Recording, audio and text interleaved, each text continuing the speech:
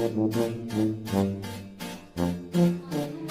wabarakatuh. Perkenalkan, saya Iroh Rahma, guru SDN 126 Babakan, calon guru penggerak angkatan 9. Berikut ini saya bersama Ibu Kepala SDN 126 Babakan akan melakukan wawancara. Baik Ibu, Assalamualaikum. Ibu, terima kasih atas waktunya yang sudah bersedia meluangkan waktu untuk melakukan wawancara ini. Baik Ibu, di setiap sekolah pastikan banyak kasus ya Bu. Baik kasus itu merupakan dilema etika ataupun pembangunan moral. Nah, kira-kira Ibu mengidentifikasi kasus-kasus tersebut seperti apa? Banyak yang berkaitan dengan kehidupan keseharian para murid, salah satunya.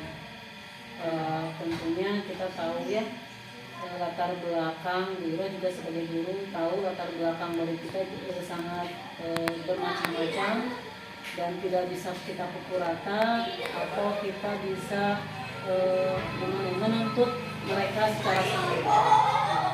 Baik Ibu, dari kasus-kasus tersebut kan ada kasus yang sama-sama penting, sama-sama benar. Nah, bagaimana Ibu untuk memutuskan kasus-kasus yang seperti ini, yang sama-sama penting, sama-sama benar? Sama-sama penting karena mungkin pengalaman kita langsung ya, ketika Bu Iro mempunyai murid yang ingin dipindahkan ke Garut. Semuanya orang tua ya, bapaknya ingin dipindahkan ke Garut, mamahnya tidak mengizinkannya. Sebetulnya kita bisa mengkaji dari mana asalnya dulu ya, karena sebetulnya hak-hak saja anak untuk pindah, hak-hak saja anak untuk menentukan pilihannya, dan itu terjadi. Yang dilema kita adalah bahwa orang tuanya yang berbeda paham. Ya, jadi sekolah harus melepaskan atau jangan gitu ya. Mungkin itu bisa. Jadi dari kasus yang barusan, langkah-langkah apa saja yang diambil? Langkah-langkahnya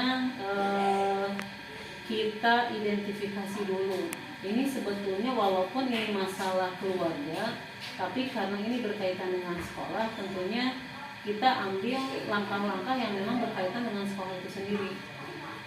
Dan alhamdulillah semua teridentifikasi, semua bisa diselesaikan, dan tentunya yang harus dilaksanakan oleh sekolah adalah mencari kerjasama di antara kedua pihak.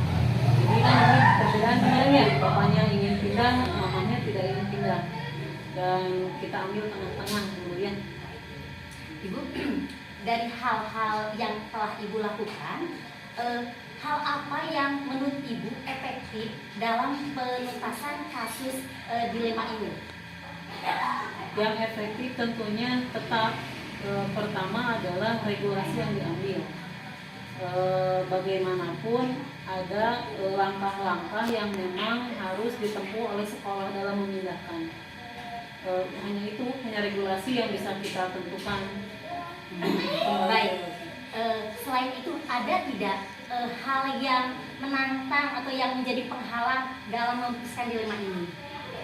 Menantangnya yaitu kalau kasus kemarin ya tentang peserta didik yang ingin dipindahkan, menantangnya yaitu karena terkadang kita merasa tidak enak untuk mencampuri urusan orang lainnya. Ya. Tapi ini yang kita pikirkan bukan masalah orang tuanya, yang kita pikirkan adalah kondisi anaknya. Makanya kan kemarin ya kepada kedua orang tuanya kita ambil sikap jangan memaksakan anak, karena yang kita pikir anaknya bukan orang tuanya. Terserah mereka di luar seperti apa, yang penting anaknya nyaman ada di mana. Baik Ibu, dengan demikian adakah Ibu pembuatan jadwal dalam penanganan kasus ini? Kalau untuk kasus kemarin ya kita menentukan jadwal-jadwal pertemuan sampai kita finish hasilnya akan seperti apa, dan alhamdulillah dengan beberapa kali pertemuan kita mendapat kesepakatan. Akhirnya anak karena keputusan anak ada di sekolah kita dan tidak dikembalikan. Jadi kalau begitu faktor atau orang yang dapat membantu, yang memberikan bantuan sehingga dapat terselesaikannya dilema ini dengan baik, gimana dan siapa Bu? Tentunya selaku kepala sekolah tidak lepas dari kerjasama dengan pihak dinas, Bu. Apapun yang terjadi, apapun kendala yang ada, pasti kepala sekolah itu berkomunikasi dengan dinas. Apalagi kalau berkaitan dengan kondisi keluarga ya. Jadi kan langkah-langkahnya agar tidak salah, langkah-langkahnya memang tepat, sesuai dengan aturan yang ada, dan memang enak di kedua belah pihak. Baik Ibu, dari kasus ini pelajaran apa yang dapat Ibu petik? Sebagai kepala sekolah, tetap yang kita pikirkan adalah murid, jangan memikirkan yang lain. Karena kalau sudah memikirkan murid, pasti kita akan memperjuangkan apapun kendala. Terima kasih atas waktunya. Assalamualaikum Bunda. Waalaikumsalam. Terima kasih ya atas waktunya yang sudah menyempatkan sesuai dengan perjanjian kita kemarin bahwa kita akan sedikit melakukan wawancara. Sekali lagi saya ucapkan terima kasih. Sama-sama. Baik, bagaimana kalau kita langsung saja ya Bun ya? Ya. Gini Bun, di sekolah tentunya banyak kasus. Nah, kira-kira kasus apa saja yang termasuk dilema etika ataupun pembangun moral? Sebenarnya di sekolah setiap instansi, bukan sekolah saja ya, pasti itu kasus atau masalah pasti ada. Dan untuk penyelesaian tentunya pasti kita mengidentifikasi dulu mana yang paling penting dan mana yang bisa dialihkan dulu. Baik. Nah, dalam pengambilan keputusan, terutama kasus-kasus di mana dua-duanya sama-sama benar atau sama-sama mengandung nilai kebajikan. Nah, bagaimana Bunda menghadapi masalah seperti ini? Biasanya kita berkomunikasi dulu. Berkomunikasi yaitu seperti yang telah dibicarakan tadi, bahwa ada yang lebih penting dulu didahulukan, dua-duanya sama dan dua-duanya mengandung dilema etika gitu ketika kita mengambil keputusan. Baik, kalau begitu langkah-langkah apa saja yang biasanya Bunda lakukan dalam pengambilan keputusan tersebut? Ya, langkah-langkahnya tentunya kita berunding dulu dengan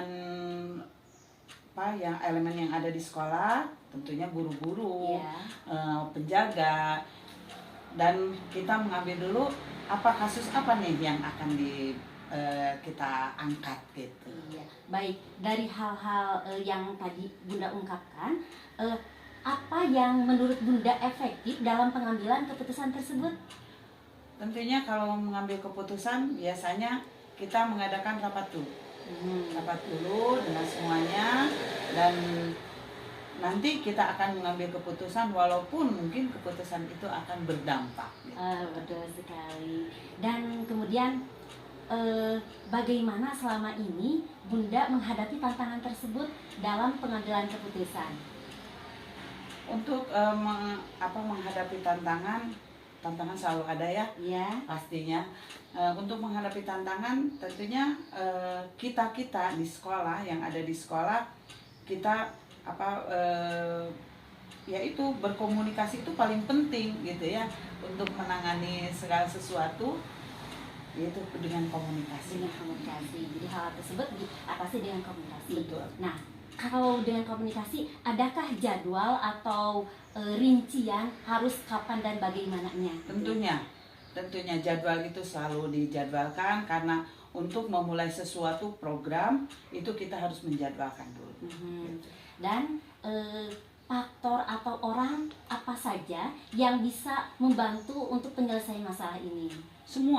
Semuanya itu bisa membantu. Karena kalau tidak ada faktor-faktor di samping saya sendiri, itu tidak akan berjalan program itu. Betul, baik sekali Bunda. Nah, dari apa yang telah disampaikan oleh Bunda, pembelajaran apa saja yang dapat dipetik dari pengalaman ini? Banyak sekali. banyak. Dari setiap kasus itu tentunya ada pembelajaran yang baik untuk kita, yang mana semuanya itu mengandung yaitu dilema etika itu ya. Dilema etika tentunya banyak sekali pembelajaran.